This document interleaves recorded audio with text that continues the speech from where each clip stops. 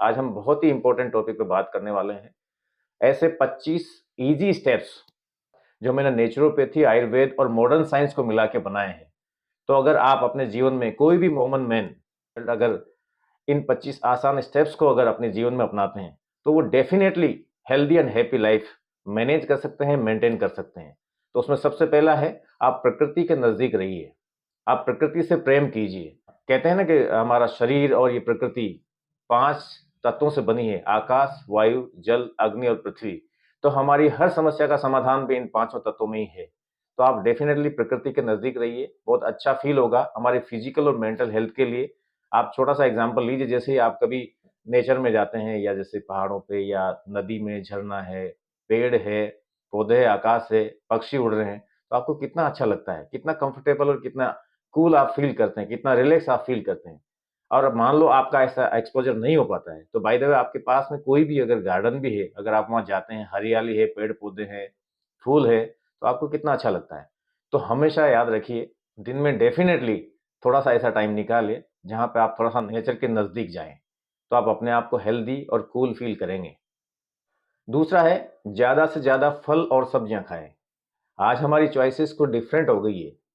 हम लोग बहुत ज़्यादा टेस्टी और डिलीशियस खाना ज़्यादा पसंद करते हैं, जबकि हमें हेल्दी और न्यूट्रिशियस खाना खाना चाहिए और पसंद करना चाहिए। जब ज़्यादा से ज़्यादा आप फल और सब्जियाँ खाएँगे आपकी डाइट में, आपके रूटीन में, तो आपको उससे बहुत ही बढ़िया विटामिन्स, मिनरल्स, फाइटोन्यूट्रिएंट्स और फाइबर्स मिलेंगे, जो हमारी सेहत के लिए बहुत ज़्यादा ज़रूरी है, हमारे मेटाबॉलिज़्म के लिए बहुत ज़्यादा ज़रूरी है। तो हमेशा फल और सब्जियों का आप अपनी डाइट में शामिल कीजिए। थर्ड है, दूध या दूध से बनी हुई चीज़ें या प्रोडक्ट्स आप अपनी डाइट में शामिल कीजिए। यदि आपको कोई प्रॉब्लम ना हो या आपको डॉक्टर ने मना ना किया हुआ हो, तो दूध या दूध से संबंधित चाहे चीज़ है, योगर्ट है, जो भी है, दूध ही है, छाछ है, ये सब आपकी डाइट में शामिल कीजिए। इससे आपको कैल्शियम भी मिलेगा, प्रोटीन भी मिलेगा और भी कुछ न्यूट्रिएंट्स हमें मिलते हैं। चौथा है, आप खड़े अनाज ज़्यादा खाइए, जैसे जौ है, ब्राउन राइस है, रागी है, ज्वार है, पॉपकॉर्न है, मिलेट्स है, ये सब चीज़ें आपके भोजन में आप ज़्यादा शामिल कीजिए।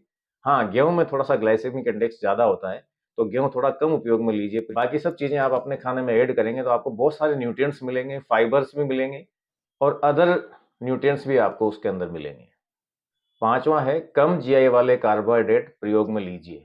जीआई मतलब ग्लाइसेमिक इंडेक्स, जिसमें फाइबर ज़्यादा हो और कार्बोहाइड्रेट कम हो, उसको लो जीआई बोलते हैं हम लोग। जैसे नट्स है, बीन्स है, फ्रूट्स एंड वेजिटेबल्स है, लो फैट डेयरी प्रोडक्ट्स है।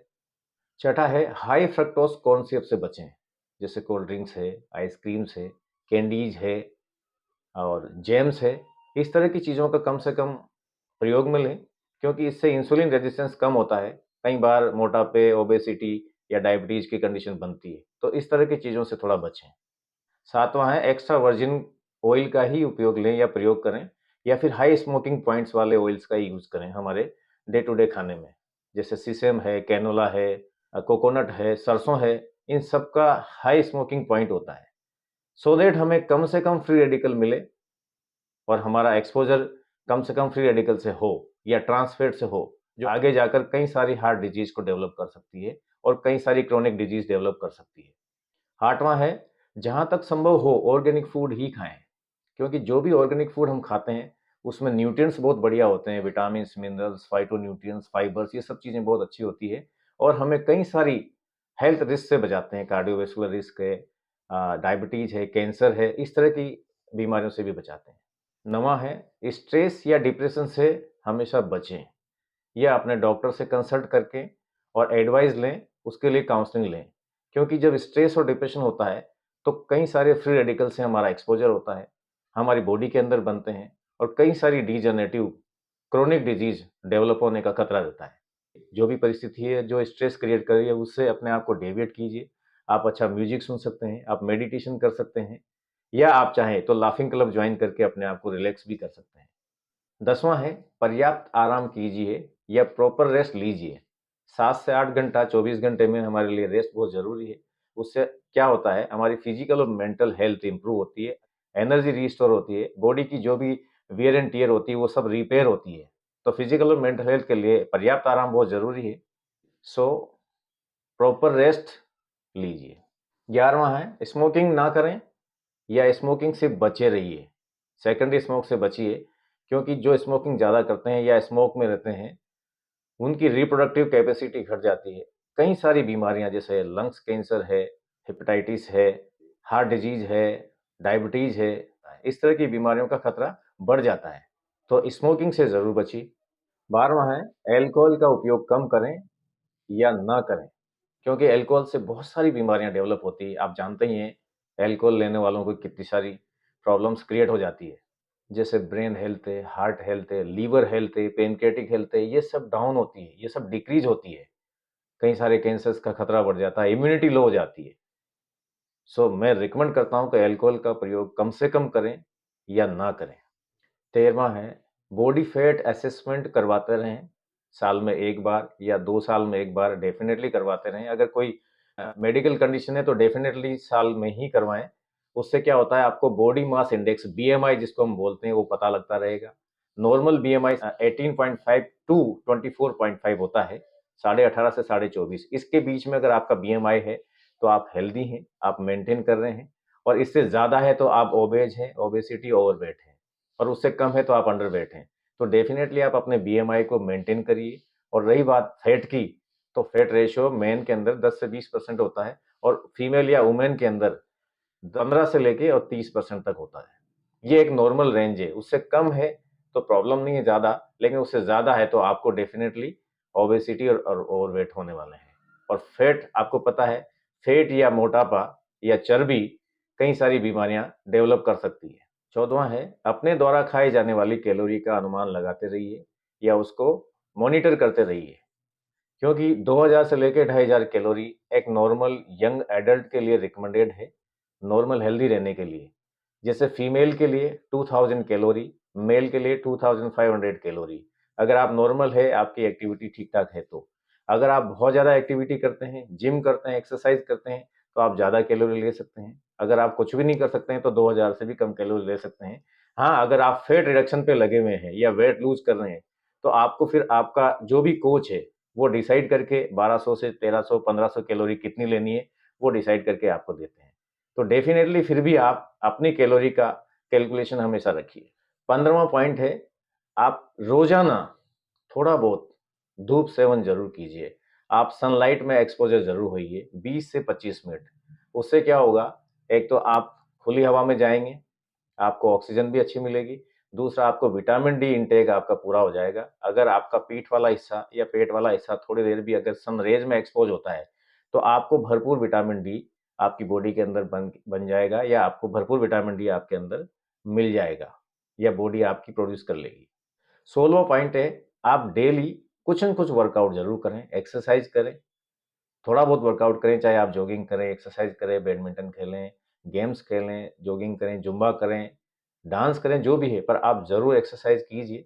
उससे ब्लड फ्लो हमारा इंप्रूव होता है, हमारी हेल्थ इंप्रूव होती है, हमारी इम्यूनिटी इंप्रूव होती है और कई सारी बीमारियों से हम लोग बचे रहते हैं। एक्सरसाइज के लिए मैंने सेपरेट एक शॉर्ट वीडियो बनाया भी था, आप उसको कंसिडर कर सकते हैं। 17वां पॉइंट है, आप फास्ट फूड या प्रोसेस्ड फूड से बचिए या इनका कम से कम उपयोग कीजिए, क्योंकि इनके अंदर बहुत ज़्यादा फ्री रेडिकल्स होते हैं, बहुत ज़्यादा केमिकल्स होते हैं, बहुत ज़्यादा ट्रांसफैट इनके थ्रू हमारे अंदर इनटेक हो जाता है। तो कई सारी बीमारियां डेवलप होने का खतरा रहता है। जैसे स्किन हेल्थ है, डाइजेस्टिव हेल्थ है, हार्ट हेल्थ है, इन सब चीज़ों पे बहुत ज़्यादा इम्पैक्ट होता है। तो प्लीज़ फास्ट फूड या प्रोसेस्ड फूड से जितना बच सकते हैं उतना बचिए। 18वां पॉइंट है, आप केमिकल से या केमिकल एक्सपोज़र से बचिए जितना बच सकते हैं। आपको पता है, एयर, फूड एंड वाटर बहुत ज़्यादा पॉल्यूटेड हो चुके हैं।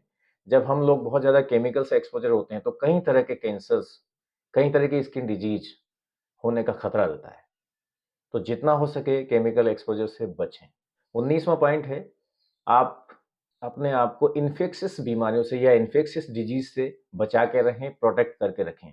कई तरह की बीमारियाँ जैसे वेनरल डिजीज़ है, एसटीडी है, हेपेटाइटिस है, इस तरह की बीमारियों से अपने आप को बचा के रखें। और कुछ जो इन्फेक्शियस डिजीज़, जो एयरबोर्न डिजीज़ होती है, उससे भी अपने आप को प्रोटेक्ट कीजिए। जैसे कई बार मास्क लगा के भी हम अपने आप को प्रोटेक्ट करते हैं। तो इन्फेक्शियस डिजीज़ से अपने आप को प्रोटेक्ट कीजिए। कई बार ये हमारी लाइफ़ के लिए बहुत ज़्यादा लीथल होती है और कई सारे हेल्थ चैलेंजेज़ आते हैं। 20वां पॉइंट है, आप डार्क मीट या रेड मीट कम से कम खाएँ या ना खाएँ, कम से कम उपयोग कीजिए, क्योंकि इससे बहुत ज़्यादा फैट आपको मिलती है नो डाउट आपको प्रोटीन भी मिलता है, लेकिन फैट इंटेक बहुत ज़्यादा हो जाता है। कई सारे और भी केमिकल्स हो सकते हैं साथ में। इससे आपको हार्ट प्रॉब्लम, डायबिटीज, ओबेसिटी, ये सब बीमारियों का खतरा बढ़ जाता है। 21वां पॉइंट है, आप प्रोटीन से भरपूर डाइट लीजिए, क्योंकि आईसीएमआर के सर्वे के हिसाब से या डब्ल्यूएचओ के रिकमेंडेशन के हिसाब से 0.9 ग्राम पर kilogram body weight per day protein हमें डेली बेसिस पे एक यंग एडल्ट को चाहिए होता है। ठीक है, आज हम लोग जो भी देख रहे हैं, आई 80% से भी ज़्यादा इंडियंस की थाली में प्रोटीन की कमी है। तो आप प्रोटीन से संबंधित खाद्य पदार्थ हैं वो हमारी डाइट में आप शामिल कीजिए। कई सारे नट्स है, कई सारे सीरियल्स है, दालें हैं, दूध से बनी हुई चीज़ें हैं, अंडे हैं, और भी कई सारी चीज़ें हैं। प्रोटीन के ऊपर मैं एक सेपरेट वीडियो बनाने वाला हूँ, जिसमें आपको कंप्लीट इन्फॉर्मेशन प्रोटीन के बारे में मिलेगी। प्रोटीन है क्या चीज़, कितना हमें चाहिए, किन-किन सोर्सेज़ से हमें मिलता है, तो वो सारी डिटेल मैं एक सेपरेट वीडियो में आपको देने वाला हूँ। 22वां पॉइंट है, आप ओमेगा 3 को अपनी डाइट में शामिल कीजिए। ओमेगा 3 एक गुड फैट है, एक ओमेगा 3 होता है, ओमेगा 6 होता है, ओमेगा 9 होता है। ओमेगा 9 हमारी बॉडी के अंदर बनता है। ओमेगा 3 और ओमेगा 6 का जो रेशियो है, जो गुड फैट है उसका रेशियो है, वो 1:4 टू 5 ये होना चाहिए, एक आइडियल रेशियो है। लेकिन आईसीएमआर का कुछ सालों का सर्वे था, उसमें ओमेगा 3 और ओमेगा 6 का रेशियो बहुत ज़्यादा 1:20 टू 50 तक का रेशियो पाया गया है। तो इस वजह से ये जब ओमेगा 6 हमारी बॉडी में ज़्यादा हो जाता है, ये जो कई सारे खाद्य पदार्थ हम लोग लेते हैं या इज़िली एडिबल ऑयल हमें अवेलेबल है, वो हम लोग हमारे खाने में लेते हैं, तो इस वजह से ओमेगा 6 का रेशियो बहुत ज़्यादा बढ़ जाता है।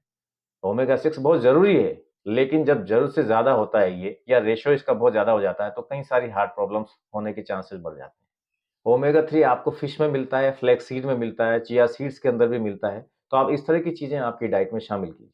23वां पॉइंट है, आप खाना हमेशा ताज़ा खाइए, ताज़ा बना के खाइए, और कोशिश ये करिए कि उसमें जो भी चीज़ें आप शामिल कर रहे हैं, अगर वो ऑर्गेनिक है, तो बहुत अच्छी बात है। हाँ, जब भी आप खाना खाएँ, तो खाने को चबा-चबा के खाइए, उसमें मन लगाकर खाइए, परमात्मा को याद करके खाइए। 24वां पॉइंट है, साफ और शुद्ध पानी ही पीजिए। नेचुरोपैथी के हिसाब से शुद्ध पानी करने का एक डिफरेंट तरीका है, या आप नेचुरोपैथी के थ्रू कैसे पानी को शुद्ध किया जाता है वो प्रोसेस आप देख सकते हैं, लेकिन पानी हमेशा घूँट-घूँट करके पीजिए। 1-1 घंटे में आप 1-1 गिलास पानी पी सकते हैं, ज़रूरत के हिसाब से पी सकते हैं। खाना खाने के तुरंत बाद पानी मत पीजिए। करीब-करीब 1 डेढ़ घंटे बाद आप पानी पी सकते हैं, या फिर आपको पहले पानी पीना है, मान लो झोल वाली सब्ज़ी नहीं है, थोड़ी-सी ड्राई है, तो आप खाने से करीब-करीब आधा घंटा पहले या 40 मिनट पहले 1 से 2 गिलास पानी पी सकते हैं। तो पानी का उपयोग बहुत ज़रूरी है, क्योंकि धरती पर लगभग 70% पानी है और हमारी बॉडी के अंदर भी 70% ऑलमोस्ट पानी होता है। तो हमें पानी बहुत ज़रूरी है कई सारी चीज़ों के लिए। हमारी बॉडी के अंदर जो भी केमिकल रिएक्शन चलती है, फंक्शंस जो होते हैं, उनमें पानी का बहुत बड़ा रोल है। तो पानी आप ज़रूर भरपूर पीजिए। 3 से 4 लीटर एक एडल्ट को नॉर्मल दिन भर में पानी चाहिए होता है। 25वां पॉइंट है, टाइम-टाइम पे या समय-समय पे आप अपने डॉक्टर से मिलकर परामर्श कीजिए, अपनी जाँच करवाते रहिए, ताकि आपको ये पता चलता रहे कि कहीं कोई प्रॉब्लम डेवलप तो नहीं हो रही है। और इसी के साथ मैं ये बोलना चाहूँगा, आज स्क्रीन टाइम बहुत ज़्यादा यंग जनरेशन का और सबका ही बढ़ गया है। तो कई बार हम अनवांटेड तरीके से स्क्रीन पे रहते हैं, मोबाइल, लैपटॉप, टीवी वगैरह, ये सब बहुत ज़्यादा टाइम इसमें देते हैं हम लोग। ये भी हमारी फिज़िकल और मेंटल हेल्थ के लिए बहुत नुकसान दे सकता है। तो आप प्लीज़, मेरा स्पेशल रिकमेंडेशन है कि इन चीज़ों का ज़रूरत हो उतना ही उपयोग कीजिए, और जब आप ये सारे पॉइंट जो मैंने बताए, अगर आप अपने जीवन में अप्लाई करते हैं, तो आप डेफ़िनिटली हेल्दी, हैप्पी लाइफ़ को मैनेज और मेंटेन कर सकते हैं। Thank you.